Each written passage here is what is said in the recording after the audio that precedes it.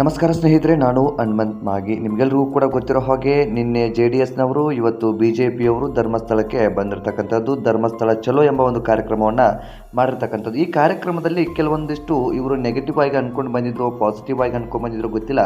ಬದಲಿಗೆ ಒಂದಿಷ್ಟು ಪಾಸಿಟಿವ್ ಪಾಯಿಂಟ್ಗಳು ಕಂಡು ಅಂತಲೇ ಹೇಳ್ಬೋದು. ಸೊ ನಿಮಗೆಲ್ಲರಿಗೂ ಕೂಡ ಗೊತ್ತಿರೋ ಹಾಗೆ ಈ ಧರ್ಮಸ್ಥಳ ಪ್ರಕರಣಗಳೇನಿದ್ದಾವೆ, ಧರ್ಮಕ್ಕೆ ಸಂಬಂಧಪಟ್ಟ ಹಾಗೆ ವಾದಗಳು ವಿವಾದಗಳು ಸೃಷ್ಟಿಯಾಗಿದ್ವು. ಆ ಕುರಿತಾಗಿ ಇದಕ್ಕಾಗಿ BJP ಪಕ್ಷದವರು, JDS ಪಕ್ಷದವರು ಬಂದು ಹಿಂದೂ ಧರ್ಮವನ್ನು ಸಂರಕ್ಷಣೆ ಮಾಡಬೇಕು ಎಂಬ ಒಂದು ಕಾರಣದಿಂದಾಗಿ ಬಂದಿರತಕ್ಕಂಥದ್ದು. ಇದುವರೆಗೂ ನಿಮಗೆ ಗೊತ್ತಿದೆ ಇಲ್ವೋ ಗೊತ್ತಿಲ್ಲ, ಧರ್ಮಸ್ಥಳಕ್ಕೆ ಸಂಬಂಧಪಟ್ಟ ಹಾಗೆ, ಮಂಜುನಾಥನ ದೇವಸ್ಥಾನಕ್ಕೆ ಸಂಬಂಧಪಟ್ಟ ಹಾಗೆ ಅಲ್ಲಿ ಹಿಂದುತ್ವದ ಯಾವುದೇ ಸಂಕೇತಗಳು ಕಾಣಿಸೋದಕ್ಕೆ ಸಾಧ್ಯವಾಗ್ತಾ ಇರಲಿಲ್ಲ. ಅಂದರೆ ಬಾವುಟಗಳಾಗಿರ್ಬೋದು, ಕೇಸರಿ ಶಾಲ್ಗಳಾಗಿರ್ಬೋದು, ಸಂಬಂಧಪಟ್ಟ ಹಾಗೆ ಯಾವುದು ಕೂಡ ನಾನು ಅದು ಇದು ಅಂತ ಹೇಳೋದಕ್ಕೆ ಹೋಗೋದಿಲ್ಲ. ಸೊ ಅದು ಕಾಣಿಸ್ತಾ ಇರಲಿಲ್ಲ. ಬದಲಿಗೆ ಈ ಒಂದು BJPಯವರು ಬಂದ ತಕ್ಷಣ ಅಲ್ಲಿ ಎಲ್ಲವೂ ಕೂಡ ಕಾಣ್ತು. ಇದು ಒಂದು ಸಂತೋಷದ ವಿಚಾರ ಅಂತಲೇ ಹೇಳ್ಬೋದು. ಹಿಂದೂ ದೇವಾಲಯದಲ್ಲಿ ಹಿಂದೂಗಳ ಆಚರಣೆಗೆ ಅಥವಾ ಹಿಂದೂಗಳಿಗೆ ಸಂಬಂಧಪಟ್ಟ ಹಾಗೆ ಶಾಲ್ಗಳಾಗಿರ್ಬೋದು ಅಥವಾ ಸಂಬಂಧಪಟ್ಟಂಥ ಯಾವುದೇ ಒಂದು ಗುರುತಾಗಿರ್ಬೋದು ಈ ಧರ್ಮಸ್ಥಳದಲ್ಲಿ ಕಾಣಿಸಿಕೊಂತಲ್ಲ, ಅಥವಾ ಬೀದಿ ಬೀದಿಗೂ ಕೂಡ ಆ ಒಂದು ಕೇಸರಿಯಾದಂತಹ ಧ್ವಜಗಳು, ಜನಗಳು ಬಂದಿರತಕ್ಕಂಥ ಜನಗಳ ಹೆಗಲ ಮೇಲಿರುವಂಥ ಟಾವೆಲ್ಗಳು, ಸೊ ಎಲ್ಲವನ್ನು ಕೂಡ ನೋಡಿದಾಗ ಇದೊಂದು ಮಹತ್ವದ ಬೆಳವಣಿಗೆ, ಇದು ಆಗಬೇಕಾಗಿತ್ತು ಅಂತ ಒಂದು ಕಡೆಯಿಂದ ಅನ್ನಿಸ್ತು. ಯಾಕೆ ಈ ಒಂದು ಮಾತನ್ನು ಹೇಳ್ತಾ ಇದ್ದೀನಿ ಅಂತಂದರೆ, ಧರ್ಮಸ್ಥಳ ಹಿಂದೂ ದೇವಸ್ಥಾನ ರೀ. ಹಿಂದೂ ದೇವಸ್ಥಾನದಲ್ಲಿ ಹಿಂದೂಗಳಿಗೆ ಅಥವಾ ಹಿಂದೂ ಸಂಪ್ರದಾಯಗಳಿಗೆ ಅವಕಾಶಗಳು ಇಲ್ಲ ಅಂತಂದರೆ ಇದೆಂತಹ ನಾಲಾಯಕ ವ್ಯವಸ್ಥೆ ಎಂಬ ಒಂದು ಪ್ರಶ್ನೆ ಕಾಡುತ್ತೆ ತಾನೆ. ಹಾಗಾಗಿ ಈ ಒಂದು ಪ್ರಶ್ನೆಗೆ ಇವತ್ತು ತಕ್ಕ ಉತ್ತರವನ್ನು BJPಯವರು ನೀಡಿದರು ಅಂತಲೇ ಹೇಳ್ಬೋದು. ಬಹುಶಃ ಈ ಒಂದು ಹಿಂದೂ ದೇವಸ್ಥಾನದಲ್ಲಿ ಅಥವಾ ಅಲ್ಲಿ ನೀವು ಕೆಲವೊಂದಿಷ್ಟು ಜನ ಬೇರೆ ಬೇರೆ ರೀತಿಯಲ್ಲಿ ಮಾತನಾಡ್ತಿರಬಹುದೇನೋ, ಒಂದಿಷ್ಟು ಜನ ಕೆಲವೊಂದು ರೀತಿಯಲ್ಲಿ ಮಾತನಾಡ್ತಾರೆ, ಅವರು ಬೇರೆಯವ್ರನ್ನ ಅಥವಾ ಅಪರಾಧಿಗಳನ್ನ ರಕ್ಷಣೆ ಮಾಡೋದಕ್ಕೋಸ್ಕರ ಬಂದಿದ್ದಾರೆ ಹಾಗೆ ಈಗ ಅಂತ. ಬಟ್ ನನಗದು ಅನಿಸ್ಲಿಲ್ಲ. ಒಂದು ಕಡೆಯಿಂದ ಈ ಹಿಂದೂ ದೇವಾಲಯಕ್ಕೆ ಸಂಬಂಧಪಟ್ಟ ಹಾಗೆ ಏನನ್ನ ಗುರುತನ್ನು ನೀಡಬೇಕಾಗಿತ್ತು ಅದನ್ನು ನೀಡಿದ್ರು ಅಂತ ಹೇಳ್ಬೋದು. ಇನ್ನು ಧರ್ಮಸ್ಥಳಕ್ಕೆ ಬಂದವರು ಈ ಸೌಜನ್ಯ ಪ್ರಕರಣಕ್ಕೆ ಸಂಬಂಧಪಟ್ಟ ಹಾಗೆ ಧ್ವನಿ ಎತ್ತಲೇಬೇಕಾಗುತ್ತೆ. ಯಾಕೆಂತಂದ್ರೆ ಸೌಜನ್ಯ ಅಪಹರಣ ಆಗಿರ್ತಕ್ಕಂಥದ್ದು ನಿಜ, ಕೊಲೆ ಆಗಿರ್ತಕ್ಕಂಥದ್ದು ನಿಜ. ಅದನ್ನ ಫೋಟೋಗಳನ್ನು ನೋಡಿದ್ರೆ, ದೃಶ್ಯಗಳನ್ನು ಗಮನಿಸಿದ್ರೆ ನಿಮ್ಗೆಲ್ರಿಗೂ ಕೂಡ ಗೊತ್ತಾಗುತ್ತೆ. ಹಾಗಾಗಿ ಈ ರಾಜಕಾರಣಿಗಳಾಗಲಿ ಅಥವಾ ಯಾರೇ ಆಗಿರಲಿ ಅವರು ಸೌಜನ್ಯ ಮನೆಗೆ ಬಂದು ಭೇಟಿ ಕೊಟ್ಟೆ ಹೋಗ್ತಾರೆ, ಕುಟುಂಬದವರಿಗೆ ಸಮಾಧಾನವನ್ನು ಹೇಳ್ತಾರೆ. ಅಂಥವ್ರು ಮಾತ್ರ ಇಲ್ಲಿ ಧರ್ಮಸ್ಥಳದಲ್ಲಿ ಅನ್ಯಾಯ ಆಗಿರೋದಕ್ಕೆ ನ್ಯಾಯ ಸಿಗಲಿ ಅಂತ ಬಂದಿದ್ದಾರೆ ಅಂತ ಅಂದ್ಕೋಬಹುದು. ಇನ್ನು ಅದೇ ಒಂದು ಮೈಂಡ್ ಸೆಟ್ ಅಲ್ಲಿ ಬಂದಿರ್ತಾರೆ ಕೆಲವೊಂದಿಷ್ಟು ಜನ. ಅಂಥವ್ರ ಬಗ್ಗೆ ನಾನು ಹೆಚ್ಚು ಮಾತನಾಡೋದಕ್ಕೆ ಹೋಗಲ್ಲ.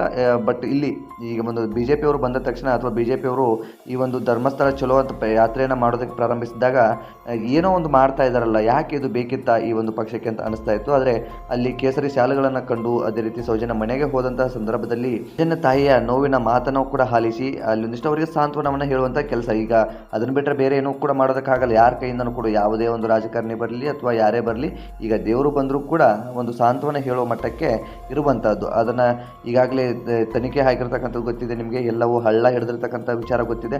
ಸೊ ಹಾಗಾಗಿ ಅಲ್ಲಿ ಎಲ್ಲರೂ ಬಂದು ಸಮಾಧಾನವನ್ನು ಮಾಡುವಂಥ ಕೆಲಸವನ್ನು ಮಾಡ್ತಾರೆ. ಸೊ ಆ ಒಂದು ಸಂದರ್ಭದಲ್ಲಿ ಸೌಜನ್ಯ ತಾಯಿ ಒಂದಿಷ್ಟು ವಿಷಯಗಳನ್ನು ಕೂಡ ಪ್ರಸ್ತಾಪಿಸ್ತಾರೆ. ಆ ಒಂದು ಹೆಸರುಗಳನ್ನು ನಾನು ಹೇಳೋದಕ್ಕೆ ಇಷ್ಟಪಡೋದಿಲ್ಲ. ಕೆಲವರು ಈ ಸಂಬಂಧಪಟ್ಟ ಇವಾಗ ಆರೋಪ ಏನು ಕೇಳಿ ಬರ್ತಾ ಇದೆ ಸೌಜನ್ಯ ಪ್ರಕರಣದಲ್ಲಿ, ಅವರ ಕುಟುಂಬದವರೇ ಹೇಳಿರ್ತಾರಂತೆ, ನಮ್ಮ ಕಡೆಯಿಂದ ಒಂದು ತಪ್ಪಾಗಿದೆ, ಹಾಗಾಗಿ ಇದನ್ನು ಇಲ್ಲಿಗೆ ಬಿಟ್ಟುಬಿಡಿ, ಇಲ್ಲಿ ಒಂದು ಏನೋ ಒಂದು ಆಗ್ಬಿಟ್ಟಿದೆ, ಅದೊಂದು ಆಗಬಾರ್ದಾಗಿತ್ತು ಆಗಿಬಿಟ್ಟಿದೆ, ಸೊ ಏನೋ ಒಂದಿಷ್ಟು ದುಡ್ಡು ಬರ್ತಾ ಇದೆ, ಏನೇನೋ ಆಗ್ತಾ ಇದೆ, ಚೆನ್ನಾಗಿ ಒಂದು ಲೈಫ್ನ ಮಾಡಿ ಅನ್ನೋ ರೀತಿಯಲ್ಲಿ ಹೇಳಿದ್ರಂತೆ. ಸೊ ಅದು ಯಾವಷ್ಟರ ಮಟ್ಟಿಗೆ ಸರಿಯೋ ತಪ್ಪೋ ಅದು ಕೂಡ ಗೊತ್ತಿಲ್ಲ. ಒಟ್ಟು ಆ ಒಂದು ಸೌಜನ್ಯನಂತ ಅನ್ಯಾಯ ಆಗಿರುವಂತಹ ಮಹಿಳೆ ಇದ್ದಾಳಲ್ಲ, ಆ ಒಂದು ಮಹಿಳೆಗೆ, ಆ ಒಂದು ಹೆಣ್ಣಿಗೆ, ಆ ಒಂದು ತಾಯಿಗೆ ಎಲ್ಲರೂ ಸೇರಿ ನ್ಯಾಯ ಕೊಡಿಸುವಂಥ ಹೋರಾಟವನ್ನು ಮಾಡೋಣ. ಅದು BJP, Congress, JDS, Hindu, Muslim ಯಾರಾದರೂ ಸರಿ, ಎಲ್ಲರೂ ಒಟ್ಟಾಗಿ ಆ ಒಂದು ಹೆಣ್ಣು ಮಗುವಿಗೆ ನ್ಯಾಯವನ್ನು ಕೊಡಿಸುವಂಥ ಕೆಲಸಕ್ಕೆ ಎಲ್ಲರೂ ಮುಂದಾಗೋಣ ಅಂತ ಹೇಳೋದಕ್ಕೆ ಇಷ್ಟಪಡ್ತೀನಿ. ಈ ಒಂದು ಧರ್ಮಸ್ಥಳ ಬುರುಡೆ ಪ್ರಕರಣಕ್ಕೆ ಸಂಬಂಧಪಟ್ಟ ಹಾಗೆ ಅಥವಾ ಧರ್ಮಸ್ಥಳ ಊತು ಹಾಕಿರುವ ಪ್ರಕರಣಕ್ಕೆ ಸಂಬಂಧಪಟ್ಟ ಹಾಗೆ ಬೇರೆ ಬೇರೆ ರೀತಿಯಾದಂಥ ಬೆಳವಣಿಗೆಗಳು ಕಾಣಿಸ್ತಾ ಇದೆ. ನಾನು ಆ ಒಂದು ವಿಷಯವನ್ನು ಈ ಒಂದು ವಿಡಿಯೋದಲ್ಲಿ ಹಂಚಿಕೊಳ್ಳೋದಕ್ಕೆ ಹೋಗೋದಿಲ್ಲ. ಬದಲಿಗೆ ಈಗ ಒಂದು ಧರ್ಮಸ್ಥಳಕ್ಕೆ ಬಂದಿರತಕ್ಕಂತಹ BJP ಪಕ್ಷದ ಒಂದು ಬೆಳವಣಿಗೆ ಈ ರೀತಿಯಾಗಿ ಇತ್ತು. ಒಂದು ಕಡೆಯಿಂದ ಇದು ಖುಷಿಯನ್ನು ಕೊಡ್ತು ಅಂತಲೇ ಹೇಳ್ಬೋದು. ಸೌಜನ್ಯ ಪರ ಹೋರಾಟಗಾರರಿಗೂ ಕೂಡ ಇದು ಒಂದು ಖುಷಿ ಕೊಟ್ಟಿದೆ. ಅದೇ ರೀತಿಯಾಗಿ ಹಿಂದೂ ಪರ ಹೋರಾಟಗಾರರಿಗೂ ಕೂಡ ಇದೊಂದು ಖುಷಿ ಕೊಟ್ಟಿದೆ ಅಂತಲೇ ಹೇಳ್ಬಹುದು. ಇನ್ನು ಸೌಜನ್ಯ ಮನೆಗೆ ಬಂದಿರತಕ್ಕಂತಹ ಕೆಲವೊಂದಿಷ್ಟು ರಾಜಕಾರಣಿಗಳು, ವಿಜೇಂದ್ರ ಆಗಿರ್ಬೋದು, ವಿಜೇಂದ್ರನ ಜೊತೆ ಸಾಕಷ್ಟು ಜನಗಳು ಬಂದಿರತಕ್ಕಂಥದ್ದು, BJPಯ ಕಾರ್ಯಕರ್ತರು, ಹಿಂದೂ ಪರ ಹೋರಾಟಗಾರರು ಸಾಕಷ್ಟು ಜನ ಬಂದಿರ್ತಾರೆ. ಆಗ ಸೌಜನ್ಯ ತಾಯಿ ಕುಸುಮಾ ಅವರಿಗೆ ಒಂದು ಮಾತನ್ನು ಹೇಳ್ತಾರೆ, ನೀವು ಮುಂದೆ ತನಿಖೆಗೆ ಏನಾದರೂ ಆಗ್ರಹ ಮಾಡಿದರೆ ತನಿಖೆಯ ದುಡ್ಡು ಏನಿದೆಯಲ್ಲ ಆ ಒಂದು ವೆಚ್ಚವನ್ನು ನಾನೇ ಭರಿಸ್ತೀನಿ ಎಂಬ ಒಂದು ಆ ಒಂದು ವೆಚ್ಚದ ದುಡ್ಡನ್ನು ನಾನೇ ಭರಿಸ್ತೀನಿ ಎಂಬ ಒಂದು ಮಾತನ್ನು ವಿಜೇಂದ್ರ ಹೇಳ್ತಾರೆ. ಆಗ ಕುಸುಮಾ ಅವರು ಹೇಳ್ತಾರೆ, ಈ ನಾಲಾಯಕರ ದುಡ್ಡು ನನಗೆ ಬೇಡ, ಇವ್ರುಗಳ ಮೇಲೆ ನನಗೆ ಯಾವುದೇ ಕಾರಣಕ್ಕೂ ನಂಬಿಕೆ ಇಲ್ಲ, ರಾಜಕೀಯ ವ್ಯಕ್ತಿಗಳನ್ನು ನಾನು ಯಾವತ್ತೂ ನಂಬೋದಿಲ್ಲ. ಈ ರಾಜಕೀಯ ವ್ಯಕ್ತಿಗಳು ತಮ್ಮ ಒಂದು ಓಟಿಗೋಸ್ಕರ, ವೋಟ್ ಬ್ಯಾಂಕಿಗೋಸ್ಕರ ಇಂತಹ ಕೇಸ್ಗಳಲ್ಲಿ ಒಂದಿಷ್ಟು ಸಿಂಪತಿಯನ್ನು ತೋರಿಸುವ ರೀತಿಯಲ್ಲಿ ವೋಟ್ಗಾಗಿ ಗಿಮಿಕ್ಗಳನ್ನು ಮಾಡ್ತಾ ಇದ್ದಾರೆ. ಅವತ್ತು 2012ರಲ್ಲಿ ಸೌಜನ್ಯ ಪ್ರಕರಣ ದಾಖಲಾದಾಗ ಅಥವಾ ಸೌಜನ್ಯಕ್ಕೆ ಅನ್ಯಾಯ ಆದಾಗ ಇದೇ BJP ಸರ್ಕಾರ ಇತ್ತು. ಈ BJP ಸರ್ಕಾರ ಆಗ ಕೈ ಕಟ್ಟಿಕೊಂಡು ಕುಳಿತಿತ್ತು. ಈಗ ನಮಗೆ BJPಯವರು, ಕಾಂಗ್ರೆಸ್ನವರು, JDSನವರು ಬಂದು ಭರವಸೆಗಳನ್ನು ಕೊಟ್ಟರೆ ಇವರ ನಂಬಿಕೆ ನನಗೆ ಇಲ್ಲ. ಈ ರೀತಿಯಾಗಿ ನನ್ನ ಜೊತೆ ಯಾವತ್ತೂ ಹೋರಾಟಗಾರರಿದ್ದಾರೆ. ಹೋರಾಟಗಾರರು ಸೌಜನ್ಯ ಪರವಾಗಿ ನಿಂತ್ಕೊಂಡಿದ್ದಾರೆ. ಇಲ್ಲಿ ಯಾರದೂ ದುಡ್ಡು ಬೇಕಾಗಿಲ್ಲ. ಈ ಒಂದು ಹೋರಾಟಕ್ಕೆ ಸಾಕಷ್ಟು ಜನ ಸಪೋರ್ಟ್ಗಳನ್ನು ಮಾಡ್ತಾ ಇದ್ದಾರೆ, ಅಷ್ಟೇ ಸಾಕು. ಈ ವಿಶೇಷವಾಗಿ ರಾಜಕಾರಣಿಗಳೇನಿದ್ದಾರಲ್ಲ, ರಾಜಕಾರಣಿಗಳ ಸಪೋರ್ಟ್ ಸೌಜನ್ಯ ಪ್ರಕರಣಕ್ಕೆ ಬೇಡ ಎಂಬ ಒಂದು ಮಾತನ್ನು ನೇರವಾಗಿ ಕುಸುಮ ಅವರು ಹೇಳಿರ್ತಕ್ಕಂಥದ್ದು. ಸೊ ಇದನ್ನೆಲ್ಲವನ್ನು ಕೂಡ ಗಮನಿಸಿದ ಮೇಲೆ ಒಂದು ಅರ್ಥ ಆಗುತ್ತೆ, ರಾಜಕಾರಣಿಗಳು ಎಷ್ಟು ಈ ತಾಯಿಗೆ ನೋವನ್ನು ಕೊಟ್ಟಿರಬಾರ್ದು. ಸೌಜನ್ಯ ಪ್ರಕರಣಕ್ಕೋಸ್ಕರ ಸೌಜನ್ಯ ತಾಯಿ ಎಲ್ಲೆಲ್ಲಿ ಬೇಕಾದರೂ ಹಲ್ದಾಡಿರಬಾರ್ದು. ಎಷ್ಟು ರಾಜಕಾರಣಿಗಳನ್ನು ಹೋಗಿದ್ದಾರೆ, BJP, ಕಾಂಗ್ರೆಸ್, JDS, ಬೇರೆ ಬೇರೆ ಪಕ್ಷಗಳು, ಎಲ್ಲ ಪಕ್ಷದವರೆಗೂ ಕೂಡ ಮನೆಯ ಬಾಗಿಲನ್ನು ತಟ್ಟಿದ್ದಾರೆ, ಆಫೀಸಿನ ಬಾಗಿಲುಗಳನ್ನು ತಟ್ಟಿದ್ದಾರೆ. ಸೌಜನ್ಯಗೆ ನ್ಯಾಯ ಕೊಡಿಸಿ, ಸೌಜನ್ಯ ಪ್ರಕರಣ ದಿಕ್ಕು ತಪ್ಪಿರುವ ಕಾರಣದಿಂದಾಗಿ ಸೌಜನ್ಯಗೆ ಈ ಒಂದು ನ್ಯಾಯ ಸಿಗೋದಕ್ಕೆ ಸಾಧ್ಯವಾಗಲಿಲ್ಲ. ಈ ರೀತಿಯಾದಂಥ ಮಾತುಗಳನ್ನು ತಾಯಿ ಹೇಳಿಕೊಂಡು ಬೇರೆ ಬೇರೆಯವ್ರ ಕಡೆ ಎಲ್ಲ ಹಲ್ದಾಡಿದ್ದಾರೆ.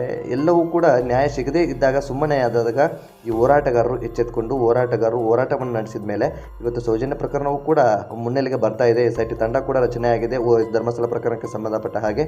ಸೊ ನೋಡೋಣ ಮುಂದಿನ ದಿನಗಳಲ್ಲಿ ಏನಾಗುತ್ತೆ ಅಂತ. ಆದರೆ ಒಟ್ಟಾರೆ ಈ ಒಂದು ಧರ್ಮಸ್ಥಳಕ್ಕೆ ಬಂದಿರತಕ್ಕಂಥ BJP ಅವರಾಗಿರ್ಬೋದು, ಅದೇ ರೀತಿ JDS ಅವರಾಗಿರ್ಬೋದು, ಯಾರೇ ಆಗಿರ್ಬೋದು, ಸೌಜನ್ಯ ಪ್ರಕರಣಕ್ಕೆ ಸಂಬಂಧಪಟ್ಟ ಹಾಗೆ ಈಗ ಒಂದಿಷ್ಟು ಸಿಂಪತಿಯನ್ನು ಗಿಟ್ಟಿಸಿಕೊಳ್ಳೋದಕ್ಕೆ ಹೋಗ್ತಾ ಇದ್ದಾರೆ.